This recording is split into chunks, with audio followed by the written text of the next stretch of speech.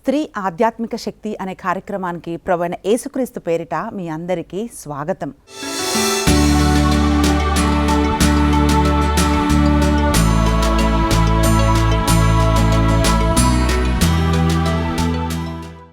చాలాసార్లు మన గతం, మన పుట్టిన పరిస్థితులు, మన కుటుంబం ఇవన్నీ కూడా మనము ముందుకు వెళ్ళలేకుండా ఉన్నాయి అని మనం ఆలోచిస్తుంటాం.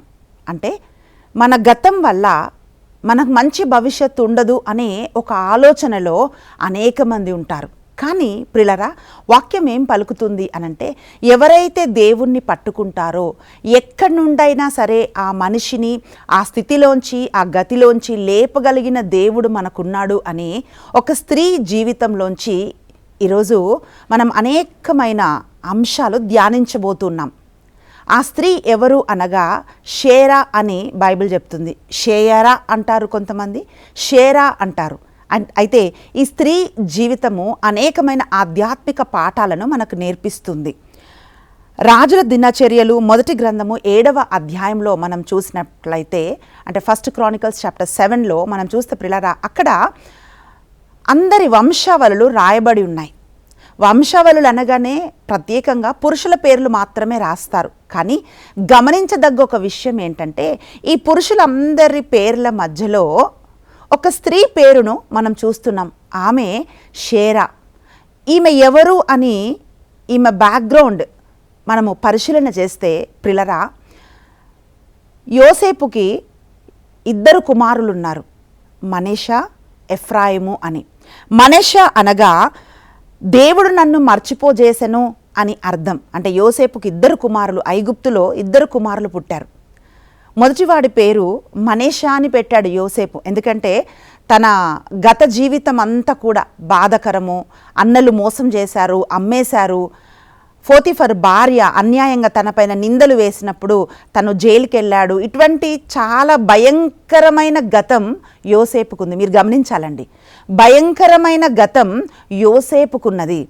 కానీ ఎప్పుడైతే యోసేపు ఎట్టి పరిస్థితుల్లో అయినా సరే దేవుణ్ణి పట్టుకున్నాడో, దేవుడు అతన్ని ఉన్నతంగా లేవనెత్తాడు. 2 కుమారులను ఇచ్చాడు.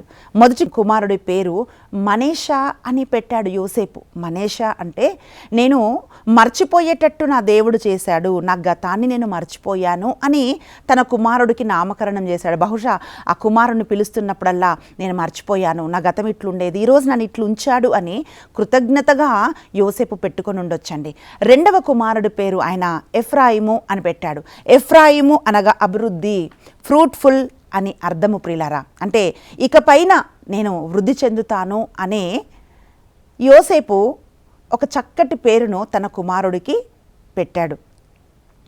ప్రియులారా, ఈ వంశావళి అంతా రాస్తుంటున్నప్పుడు రాజుల దినచర్యలు మొదటి గ్రంథము 7వ అధ్యాయము 7వ అధ్యాయం అంతా మీరు చూసినట్లయితే ప్రియులారా, ఉత్తర గోత్రములు అని చూస్తారు. అంటే హెడ్డింగ్స్ బైబిల్లో మీరు చూస్తే బెన్యామీను, దాను గోత్రాలు, నఫ్తాలి గోత్రము, మనెషే గోత్రము అని చూస్తారు.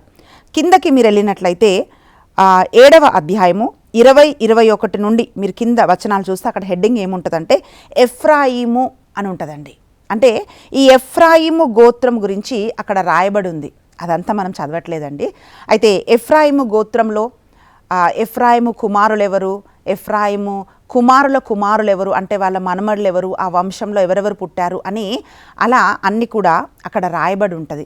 ఈరోజు మనము చదువుతున్న అంశం అంటే ఒకే ఒక మాటను మనం ధ్యానిస్తున్నామండి. అది 23వ వచనం 20-22 నుంచి మనం చదువుతున్నామండి. వాక్యం ఏం పలుకుతుందంటే, ఎఫ్రాయిము కుమారులు వీరు గాదు ప్రజల పశువులను అపహరింపబోగా వారు వీరిని చంపిరి. ఎఫ్రాయిము వారి మరణమునకు చాలా నాళ్ళు శోకించెను, అతని సోదరులు అతనిని ఓదార్చిరి అని వాక్యంలో మనం చూస్తున్నాం. ప్రియులారా, ఈ ఎఫ్రాయిము కుమారుల కుమారులు ఏం చేశారంటే, వాళ్ళు ఉంటున్న దేశంలో గాతు అనే ఒక ప్రజలు ఉన్నారనమాట. ఆ గాతు ప్రజలని వారి పశువులని అపహరించాలనుకున్నారు. అంటే వాళ్ళ చాయిస్.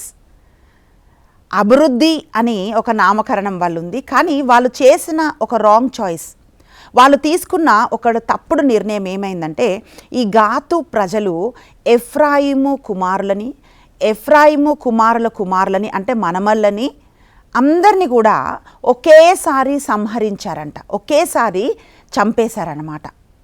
ఎంత భయంకరం చూడండి. ఎవరైనా ఒక్కింట్లో ఒక్కరు చనిపోతే పిల్లరా ఎంత బాధాకరం.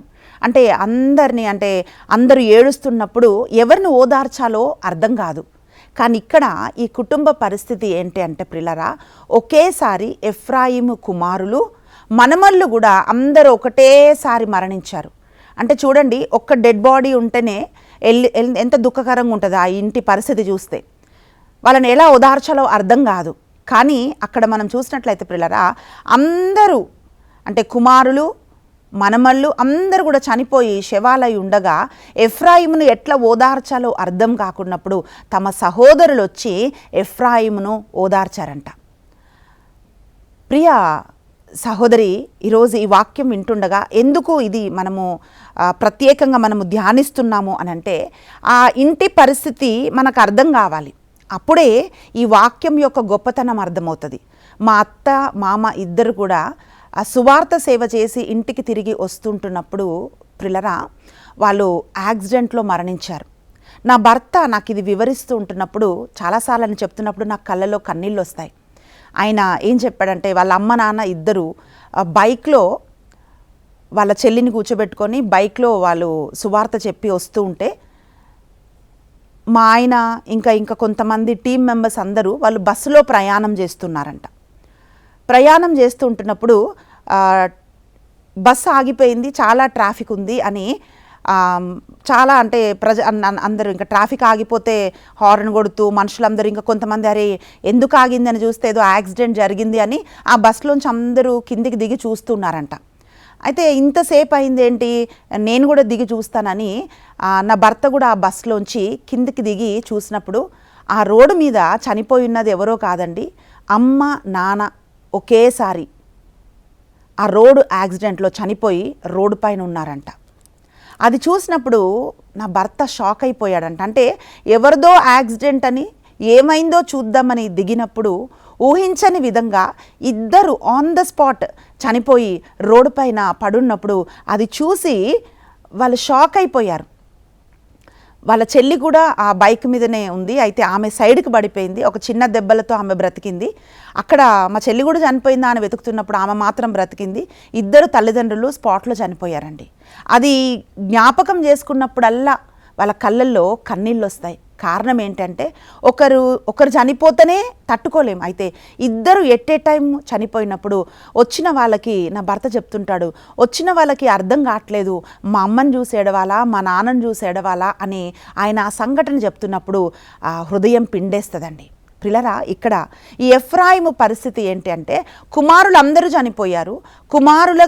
కుమారులు అంటే మనమల్లు కూడా అందరూ ఒకేసారి చనిపోయినప్పుడు ఓదార్చలేని ఒక పరిస్థితిలో ఎఫ్రాయిము ఉన్నట్టుగా మనం చూస్తున్నాం.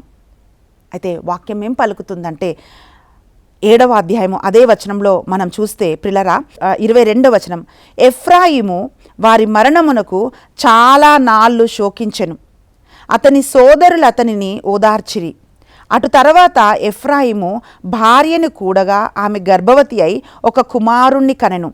తన కుటుంబమునకు కీడు వాటిల్లినదని తెలియజేయుచు ఆ బిడ్డకు బెరియా అని పేరు పెట్టిరి. బెరియా అంటే కీడు సంభవించెను, బెరియా అంటే వీపింగ్ అని అర్థమండి. అంటే ఆ కొడుకును చూసినప్పుడల్లా ఎఫ్రాయిము ఏమంటున్నాడంటే, ఇంత భయంకరమైన కీడు నా ఇంట్లో జరిగింది కదా అని తన కుమారుడికి బెరియా అని పేరు పెట్టాడంటండి. వాక్యంలో మనం చూస్తున్నాము పిల్లరా, అంటే మేబీ తన కుమారులు చనిపోయిన తర్వాత, తన మనమళ్ళు చనిపోయిన తర్వాత ఎఫ్రాయిము చూస్తున్నాడు ఏమనంటే, ఒక్క లాస్ట్కి ఒక్కడు నా వంశాన్ని నిలబెట్టేవాడు ఒక్కడు పుట్టాడు అని చూస్తున్నప్పుడు పిల్లరా ఆయనకు బెరియా అని పేరు పెట్టాడు. వాక్యం ఏం పలుకుతుందంటే, ఎఫ్రాయిమునకు షేరా అను కుమార్తె కలదు. ఆయనకి ఒక కుమార్తె కూడా పుట్టిందంట. బహుశా ప్రియులరా, అప్పుడు అనుకొని ఉండొచ్చు ఏంటంటే, అరే ఇంకొక కుమారుడైనా పుట్టుంటే నా పేరు నిలబెట్టేవాడు కదా, ఇంకొక కుమార్తె పుట్టింది అని చెప్పి ఎఫ్రాయిం అనుకున్నాడో లేదో తెలియదండి. మామూలుగా మనమైతే అలా అనుకుంటాం ప్రియులరా. కానీ వాక్యం ఏం పలుకుతుంది అంటే, బెరియా ఏమో చేశాడు అని ఎక్కడ బైబిల్లో ఏం రాయబడలేదండి. ఈ షేరా అనే పేరు బైబిల్లో ఒకసారి పరిశుద్ధాత్మ దేవుడు రాసి ఆ వంశావళుల లిస్టులో, అంటే ఒక్కొక్కటి మనం చూస్తే ప్రియులరా, నఫ్తాలి, మనెషా, ఎఫ్రాయిము ఇట్లన్నీ గోత్రస్తుల పేర్లన్నీ ఆ లిస్టు చేసినప్పుడు దాంట్లో షేరా అని ఒక స్త్రీ పేరు అక్కడ లిఖించబడ్డది. ఒక్కసారి రాయబడ్డది. కానీ ఆమె చాలా ధైర్యం కలిగి శక్తివంతమైన ఒక స్త్రీగా మనం చూస్తున్నాం ప్రియులరా. ఈమె ఏం చేసింది అని మనం చూస్తే ఆమె 3 పట్టణాలు కట్టింది అని మనము వాక్యంలో మనం చూస్తున్నాం. ఆమె ఎగువ బెత్హోరును, దిగువ బెత్హోరును, ఉస్సేను షేరా అను నగరములను నిర్మించను. 3 పట్టణాలు ఆమె కట్టింది. ఆమె పేరుపైనే షేరా అనే పేరు కలిగిన ఒక పట్టణాన్ని కూడా ఆమె కట్టింది అని మనం చూస్తున్నాం. చూడండి, ఒక్క సంఘటన జరిగినప్పుడు బహుశా వాళ్ళు ఉంటున్న స్థలం అందరికీ తెలుసు ఏంటంటే, ఇన్ని మరణాలు, ఇంతమంది హత్య చేయబడ్డారు, ఇంతమంది ఇంట్లో చనిపోయారు అని అన్నప్పుడు ఆ ఇంట్లో పరిస్థితి ఎట్లుంటుందంటండి. ఎప్పుడైతే మా అత్త మామలు రోడ్ యాక్సిడెంట్లో చనిపోయారో, మా ఆయనకి ట్రావెలింగ్ చేసి వెళ్తున్నప్పుడు వెహికల్లో మేము ఎక్కడైనా ప్రయాణం చేసి వెళ్తున్నప్పుడు చాలాసార్లు అడుగుతుంటాడు, మీరు సేఫ్గా చేరారా మీరు, ఎందుకంటే ఆ యాక్సిడెంట్ అనుభవం ఉంది. అంటే ఆ భయము హృదయంలో ఉండిపోయిందనమాట. అందుకే ఎక్కడికైనా వెళ్ళినా మీరు చేరుకున్నారా అని ఆయన అడుగుతూ ఉంటాడు. ప్రియులరా, ఎఫ్రాయిము కూడా ఇంతమంది తన వంశస్థులు చనిపోయినప్పుడు బహుశా ఈ బెరాయిను ప్లస్ షేరాని చాలా జాగ్రత్తగా కాపాడుకొని ఉంటాడు. అంటే బయటికి వెళ్తే ఏమైనా అవుతుందేమో, ఏమైనా ఏ స్టెప్ వేస్తే ఏమవుతుందో అని డెఫినెట్గా అట్లాంటి ఒక భయంలో ఉండి ఉంటారండి. కానీ మనం ఏం చూస్తున్నామంటే ప్రియులరా, ఈమె ఒక దర్శనం కలిగిన స్త్రీలాగా మనం చూస్తున్నాం. ఇంకా ఎఫ్రాయిము వంశంలో ఒక పురుషుడు, ఒక స్త్రీని మనం చూస్తున్నాం. కానీ అటువంటి వంశాన్ని నిలబెట్టడానికి ఆమె ఒక కంకణం కట్టుకుంది అని మనం చెప్పాలి. ప్రియులరా, ఒక ఇల్లు కట్టాలంటేనే ఎంత కష్టమండి. కానీ ఈ స్త్రీ ఆ రోజుల్లో 3 పట్టణాలని కట్టింది అని మనం చూస్తున్నాం. అంటే ఒక పట్టణంని కట్టాలంటే, లేక ఒక ఇంటిని కట్టాలంటే ప్రియులరా ఏం కావాలి అంటే, ఒక విజన్, ఒక దర్శనం కావాలి, ఒక ప్లాన్ కావాలి, ఒక టీం వర్క్ కావాలి, జ్ఞానం కావాలి, పట్టుదల కావాలి, ధైర్యం కావాలి. ఇవన్నీ లేకపోతే ఒక స్త్రీ ఈ పనులు చేయలేవండి. మనం ఏం చూస్తున్నామంటే ఇవన్నీ షేరాలో ఉన్నాయి ప్రియులారా. వాక్యం ఏం పలుకుతుందంటే, సామెతల గ్రంథము 29వ అధ్యాయము 18వ వచనం మనం చూసినట్లయితే వాక్యం ఏమంటుందంటే, ప్రవక్త లేని తావున ప్రజలు హద్దుమీరి ప్రవర్తించెదరు. Where there is no vision people will perish అంటుంది వాక్యం. ఎక్కడైతే దర్శనం ఉండదో, అంటే దర్శనం అంటే ప్రియులరా దేవుడు మనకిస్తున్న దర్శనము ఒకటి. రెండోది, ప్రతి ఒక్క వ్యక్తికి ఒక దర్శనం ఉంటుంది. అంటే నేను ఒక చక్కటి ఇల్లు కట్టుకోవాలి, నా బిడ్డలు నేను చదివించాలి, ఒక మంచి జీవితం నేను జీవించాలి, లేక నేను ఏదైనా ఒకటి సాధించాలి అనే ఒక ఫోకస్, ఒక దర్శనము ప్రతి ఒక్క వ్యక్తి కలిగి ఉండాలండి. ఎక్కడైతే దర్శనం ఉండదో, అంటే తింటాము బ్రతికేస్తాము అన్నట్లు మనుషులు బ్రతుకుతుంటారు. అంటే దేనికి మనం బ్రతుకుతున్నామో అర్థం కాని ఒక స్థితిలో ఉంటారు. కానీ ఇక్కడ ఈ స్త్రీని మనం చూసినట్లయితే ఆమెలో ఒక దర్శనం మనం చూస్తున్నాం, ఆమెలో ఒక రోషం మనం చూస్తున్నాం. ఒకటి కట్టేసానులే అన్నట్టు కాదు, ఒకటి తర్వాత ఇంకొకటి తర్వాత ఇంకొకటి 3 పట్టణాలు కట్టిన ఒక స్త్రీలాగా మనం చూస్తున్నాం. అంటే ఆమెలో ఒక దర్శనం ఉంది ప్రియులారా. ఎవరైతే ఇంతమంది చనిపోయారో కదా, ఎఫ్రాయిము గోత్రాన్ని నిలబెట్టాలనే ఒక దర్శనం కలిగిన స్త్రీలాగా మనము షేరాను మనం చూస్తున్నాం. అందుకే వాక్యం ఏమంటుందంటే, ఫిలిప్పీలు రాసిన లేఖ 3వ అధ్యాయంలో మనం చూసినట్లయితే ప్రియులరా, ఫిలిప్పీ రాసిన లేఖ 3వ అధ్యాయము 13-14 వచనాలు. సోదరులారా, నిజముగా నేను ఇప్పటికే దానిని చేరితినని అనుకొనుటలేదు, కానీ నేను ఒకటి మాత్రం చేయుచున్నాను. ఏమనా, గతమును మర్చి ముందున్న దానిని చేరుటకు తీవ్రంగా కృషి చేయుచున్నాను. కనుక బహుమానమును గెలుచుకొనుటకు నేను ధ్యేయము వంకకు సూటిగా పరిగెడుచున్నాను అని పౌలు గారు తెలియజేస్తున్నారు. ప్రియులారా, ఫిలిప్పీలకు పునీత పౌలు గారు లేఖ రాస్తూ ఆయన ఏమంటున్నాడంటే, నేను ఏదైతే సాధించాలో అది సాధించేశానని నేను అనుకోవట్లేదు, కానీ నేను ఒకటి చేస్తున్నాను, గతాన్ని నేను మర్చిపోతున్నాను. ప్రియబిడ్డ, ఈరోజు నీ గతం ఏదైనా సరే ఆ గతంలోనే ఉండొద్దు. కొంతమంది ఏంటంటే అక్కడే ఉంటారు, అక్కడ నుండి లేవడానికి ఇష్టపడరు. ఈరోజు దేవుని వాక్యం ఏం చెప్తుందంటే, ప్రియబిడ్డ, నీ గతం ఎంత చెడ్డదైనా సరే, ఎంత నిన్ను కృంగదీస్తున్నా సరే, అది ఎటువంటిదైనా సరే, నీవు దేవుణ్ణి నమ్మితే, నీవు దేవుణ్ణి పట్టుకుంటే అక్కడి నుండి లేపగలిగిన దేవుడు నీకున్నాడు అని నువ్వు ఈరోజు జ్ఞాపకం పెట్టుకోవాలి. అందుకే ఆయన ఏమంటాడు, నేను ఒకటే చేస్తున్నా, అదేంటంటే గతమును మర్చి ముందున్న వాటి కొరకు నేను పరిగెడుతున్నాను అని అంటున్నాడు. అంటే నా ధ్యేయం వంక ఫోకస్గా, అంటే ఎక్కడికి నేను ఆ గురి వంక నేను పరిగెడుతున్నాను అని పౌలు గారు తెలియజేస్తున్నారు. ప్రియబిడ్డ, నీకు గురి ఉందా? గతంలోనే నువ్వు ఏడుస్తున్నావా? కొంతమంది ఒక్కటి జరిగిపోతుంది, భర్త ఏదో చేస్తాడు, భార్య ఏదో చేస్తుంది, పిల్లలు ఏదో చేస్తారు, ఏదో ఒకటి అయిపోతుంది, అక్కడే సంవత్సరాలు ఉంటారనమాట. నేను కూడా చాలాసార్లు ఏదైనా ఒక చిన్న ఇన్సిడెంట్ జరిగితే ఏడుస్తూ ఏడుస్తూ 1 నెల 2 నెలలు అట్లా ఏడుస్తూ ఉండేదాన్నండి. కానీ ఎప్పుడైతే మెల్లమెల్లగా ఆత్మలో నేను ఎదుగుతున్నానో, వెంటనే ఎక్కడ నేను గాయపడ్డానో, ఎక్కడ నేను పడిపోతున్నానో అక్కడి నుంచి వెంటనే లేవడం నేను నేర్చుకున్నాను. ప్రియబిడ్డ, ఈరోజు వాక్యం ఏం పలుకుతుందంటే, ఎవరు పడని వాళ్ళు ఉండరు, ఎవరు గాయపరచబడిన వాళ్ళు ఉండరు. అన్నీ మనకు సాఫీగా బెడ్ ఆఫ్ రోజెస్ లాగా మన జీవితం ముందుకెళ్తూ ఉండదు. ఏదో ఒక దగ్గర మనం ఆగాల్సి వస్తుంది. కానీ నువ్వు అక్కడే ఆగిపోకూడదు ప్రియబిడ్డ. అక్కడి నుండి తిరిగి నువ్వు లేచి నిలబడాలి. అప్పుడే నువ్వు ముందుకు వెళ్ళగలుగుతావు, గురి వద్దకు నీవు వెళ్ళగలుగుతావు ప్రియబిడ్డ. అందుకే వాక్యం ఏం పలుకుతుంది అని అంటే, నీవు గురి వద్దకు వెళ్ళాలి. అదే పని షేరా చేసింది.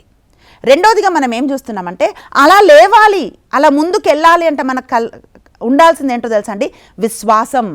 విశ్వాసం లోకాన్ని జయిస్తుంది అని వాక్యం పలుకుతుంది.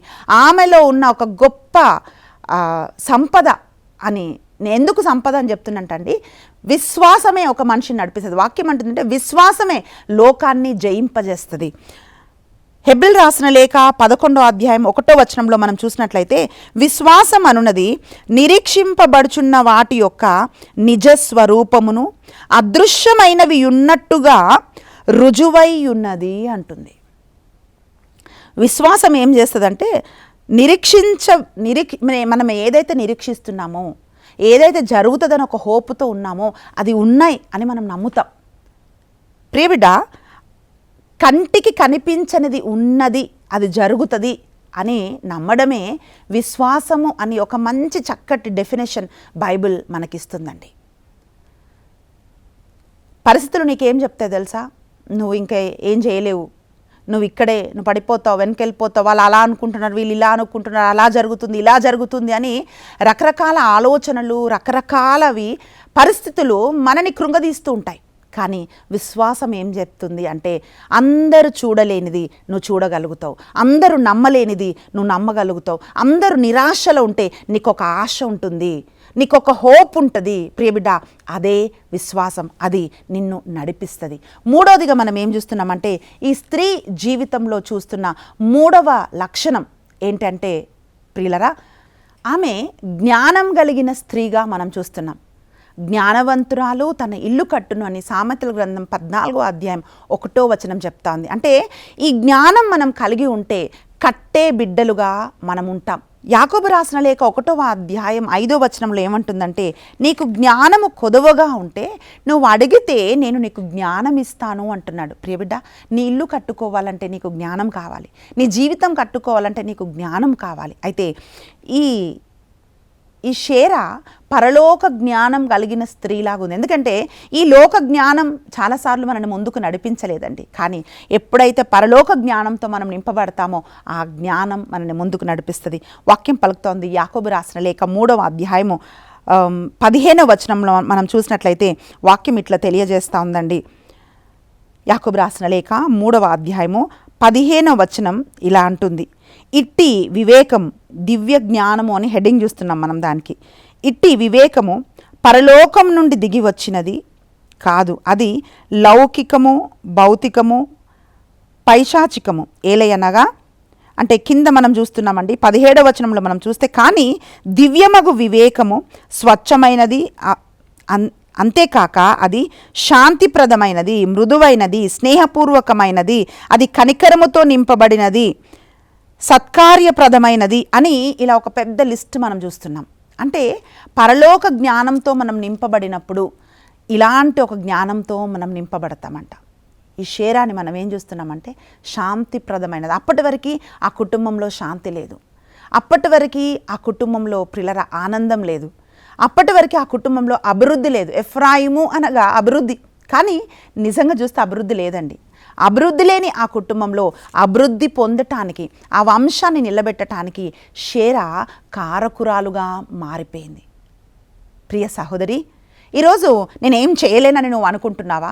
కానీ దేవుడు నిన్ను పట్టుకుంటే దేవుడు నిన్ను లేవనెత్తుతాడు. యెహోషువ గ్రంథము 10వ అధ్యాయము 10వ వచనంలో మనం చూసినట్లయితే వాక్యం ఏమంటుంది అంటే ఎందుకు ఈ పట్టణాలు మనం చూస్తున్నామంటే, ఈ 3 పట్టణాలు ఆశ్రయపురాలుగా మారిపోయాయి. అంటే అంటే గోత్రం నుంచి ఒకరుగా ఆశ్రయపురాలను లేవీలకు ఇస్తున్నప్పుడు ఎఫ్రాయిము గోత్రం నుండి ఈ షేరా కట్టిన పట్టణము అనేక మందికి ఆశ్రయపురముగా మారింది అని మనం చూస్తున్నాం.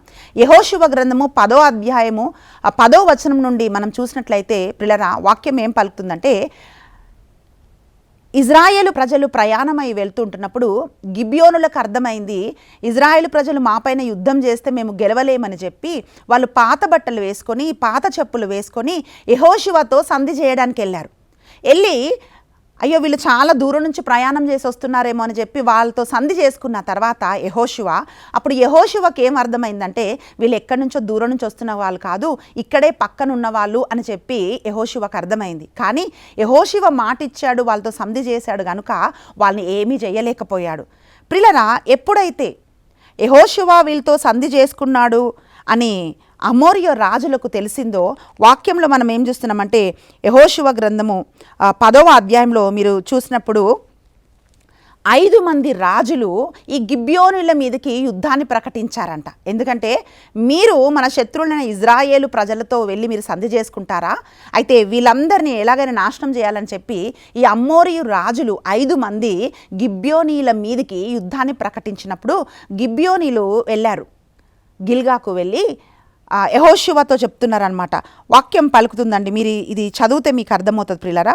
యెహోషువ గ్రంథం 10వ అధ్యాయం 9వ వచనంలో చూస్తే, యెహోషువ గిల్గా నుండి రాత్రి నడిచి వచ్చి అకస్మాత్తుగా శత్రువుల మీద పడెను.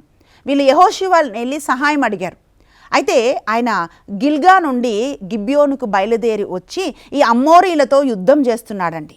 అమ్మోరీలతో యుద్ధం చేస్తున్నప్పుడు ప్రియులారా, ఎక్కడ ఈ యుద్ధం జరుగుతుందంటే ఈ షేరా కట్టిన పట్టణాల వరకు యుద్ధం జరిగింది. దేవుడు ఏం చెప్పాడంటే యెహోషువతో, యెహోషువా నువ్వు యుద్ధానికి వెళ్ళు, నేను నీకు తోడై ఉంటానని చెప్పి దేవుడు పలికాడండి. వాక్యం ఏం పలుకుతుందంటే 7వ వచనం మనం చూసినట్లయితే, ఆ కబురు వినగానే యెహోషువ తన వీరులను ప్రోగు చేసుకొని వచ్చెను. యావే యెహోషువతో, నీవు శత్రువులకు భయపడవలదు, నేను వారిని నీ వశం చేసి తిని వారిలో ఏ ఒక్కరు నిన్ను ఎదిరింపజాలరు అని పంపించాడండి. అంటే యెహోషువతో దేవుడు ఏం చెప్పాడంటే, నువ్వేం భయపడకు, శత్రువులను నేను నీ చేతికిస్తా, నువ్వు వెళ్ళి యుద్ధం చేయమన్నాడు. యెహోషువ యుద్ధం చేయడానికి బయలుదేరాడండి. యుద్ధం చేస్తూ ఉన్నాడు. ఇప్పుడు యావే జరిపించిన అనేకమైన యుద్ధాలు మనం చూసినట్లయితే ప్రియులారా, కొన్నిసార్లు యుద్ధం చేయకుండానే శత్రువులని ప్రభు ఓడించాడు. కొన్నిసార్లు మీరు యుద్ధం చేయండి, నేను మీతో ఉన్నానని చెప్పాడు. కొన్నిసార్లు దేవుడు యుద్ధ వ్యూహాన్ని నేర్పించాడు. అంటే మీరు ఎట్లా యుద్ధం చేయాలి, ఎక్కడ యుద్ధం చేయాలి, ఎలా పట్టుకోవాలి అన్నీ కూడా యుద్ధం చేసేవారికి వ్యూహాన్ని దేవుడిచ్చాడు. ఇక్కడ ప్రియులారా, యెహోషువ యుద్ధానికి బయలుదేరినప్పుడు దేవుడు ఏమన్నాడంటే, మీరు చేయాల్సిన పని మీరు చెయ్యండి, నేను మీకు తోడుగా ఉంటానని చెప్పి యెహోషువతో పలికాడు. వీళ్ళు యుద్ధం చేస్తుంటున్నప్పుడు వాక్యం ఏం పలుకుతుందంటే ప్రియులారా, మనము చూసినట్లయితే 10వ వచనం మనం చూస్తే, యావే శత్రువులకు ఇజ్రాయేలును భయము పుట్టించెను, గిబియోనును వారిని నిర్మూలించెను. ప్రభువు బెత్హోరును పల్లెము వరకు శత్రువులను తరిమెను. అసేకా మకేడా నగరముల వరకు వెంటాడి వారిని చిత్రవద చేసెను. అమోరీల రాజులు అంటే కింద మొత్తం మనం చదువుతుంటే ప్రియులరా, ఎప్పుడైతే ఈ అమోరీల రాజుతో యెహోషువ యుద్ధం చేస్తున్నాడో, యుద్ధం జరుగుతుంది, దేవుడు యెహోషువకి తోడై ఉన్నాడు. కానీ వీళ్ళు ఈ షేరా కట్టిన పట్టణాల దగ్గరికి వచ్చారండి శత్రువులు. ఎప్పుడైతే ఆ ద్వారాల దగ్గరికి శత్రువులు వచ్చారో అప్పటి వరకు దేవుడు వాళ్ళకు తోడై ఉన్నాడు, వీళ్ళు యుద్ధం చేస్తున్నారు, గమనించాలండి. కానీ ఎప్పుడైతే వీళ్ళు షేరా ద్వారబంధాల దగ్గరికి, ఆ షేర కట్టిన పట్టణం దగ్గరికి వచ్చారో అప్పుడు దేవుడే స్వయంగా యుద్ధంలోకి దిగి ఆయన వడగండ్లు కురిపించాడంట. వాక్యం ఏం పలుకుతుందంటే, యుద్ధ వీరుడైన యెహోషువ చేసిన యుద్ధంలో యెహోషువ ఆయన సైన్యము చంపేసిన వాళ్ళకంటే దేవుడే యుద్ధం చేసి వడగండ్లను కురిపించి చంపిన వాళ్ళు ఎక్కువ అని వాక్యం పలుకుతోంది. అంటే ప్రియులరా, ఈ శత్రువులు ఆమె ద్వారాల దగ్గర కూడా రావడానికి దేవుడు అనుమతించలేదు. అంటే దేవుడు ఆమె కష్టాన్ని గమనించాడు, ఆమెను జ్ఞాపకం పెట్టుకున్నాడు. ఆమె ఆ పట్టణం కొరకు ప్రార్థన చేసిన ప్రతి ప్రార్థనను ఆయన జ్ఞాపకం పెట్టుకొని ఆ వడగండ్లని కురిపించి శత్రువులందరినీ చెల్లాచెదురు చేశాడు. ప్రియబిడ్డ, ఈరోజు నువ్వు అనుకుంటున్నావా, నేను కష్టపడి నా బిడ్డలు నేను పెంచి పెద్ద చేశాను కదా, ఇప్పుడు సైతాను లేకపోతే శత్రువులు లేకపోతే ఎవరో ఒకరు నా బిడ్డల్ని చెడగొట్టేస్తున్నారా, నా కష్టమంతా వేస్ట్ అయిపోతుంది అని నువ్వు అనుకుంటున్నావా? ఇంత కష్టపడి నేను పెళ్లి చేశాను, బట్ ఈ వివాహ సంబంధం నిలబడదా, నా బిడ్డల బ్రతుకు ఏమైపోతుందా అని నువ్వు ఆలోచిస్తున్నావా? అరే, నా భర్త ఇంత చేశాడు కదా, ఇప్పుడు మా కష్టం వ్యర్థమైపోతుందని నువ్వు అనుకుంటున్నావా? కానీ వాక్యం ఏం పలుకుతుందంటే, నీ ప్రయాసాన్ని వ్యర్థం చేసే దేవుడు కాదు. ఆ రోజు షేరా నిలబడి పట్టణాలు కట్టించినప్పుడు, ఆమె పట్టణ ద్వారాల దగ్గరికి వచ్చినప్పుడు ప్రియబిడ్డ, దేవుడే స్వయంగా శత్రువులతో యుద్ధం చేసి వడగండ్లు కురిపించి శత్రువుని చెల్లా చెదురు చేశాడు. ఈరోజు చాలాసార్లు మనం అనుకుంటాం కదా, నేను ఇంత కష్టపడ్డాను కదా, నేను ఇంత కష్టపడి పరిచర్య చేశాను, ఎవరో ఒకరు ఏదో ఒక మాటలు చెప్పి నా పరిచర్యను చెదరగొడుతున్నారు కదా అని కన్నీళ్లు కాల్సే వాళ్ళు ఉంటారండి. నేను ఇంత కష్టపడ్డాను కదా, బట్ ఇట్లా జరుగుతుంది ఏంటి అని కృంగిపోయే వాళ్ళు ఉంటారు. కానీ వాక్యం ఏం పలుకుతుంది తెలుసా? నీ పక్షమున దేవుడు యుద్ధం చేస్తాడు. షేరాను జ్ఞాపకం చేసుకున్న దేవుడు నిన్ను కూడా జ్ఞాపకం చేసుకుంటాడు. ఒక చిన్న ప్రార్థన మనం చేసుకుందాం. స్తోత్రము నాయన, ఘనుడా, పరిశుద్ధుడా నా తండ్రి, నీకు వందనాలయ్యా. మా ప్రయాసాన్ని, మా దర్శనాన్ని వ్యర్థం చేసే దేవుడు నువ్వు కాదు నా తండ్రి, నీకు వందనాలు అయ్యా. శత్రువులు ప్రభువా ద్వారబంధాల దగ్గరికి వస్తూ ఉండగా నాయన, యుద్ధం చేయడానికి అన్ని వైపుల నుంచి ముట్టడి చేస్తూ ఉండగా నాయన, నీవే స్వయముగా యుద్ధం చేసి నాయన అయ్యా జయము దయచేయమని అడుగుతున్నాం నా తండ్రి. షేరాను జ్ఞాపకం చేసుకున్నట్లు నాయన, మా ప్రయాసాన్ని, మా కన్నీటిని, మా కష్టాన్ని నువ్వు జ్ఞాపకం చేసుకొని మా పక్షమున నిలబడి నా తండ్రి నాయన అయ్యా, ఇదిగో నాయన మా పక్షమున మీరు పోరాటం చేసి విజయం దయచేయమని యేసుక్రీస్తు బలమైన నామమున ప్రార్థించి అడిగి వేడుకుంటున్నాం తండ్రి, ఆమేన్. ప్రియులారా, యుద్ధము యావేదే, నీ పక్షమున ప్రభు యుద్ధం చేస్తాడు. దేవుడు మిమ్మల్ని ప్రేమిస్తున్నాడు. God bless you.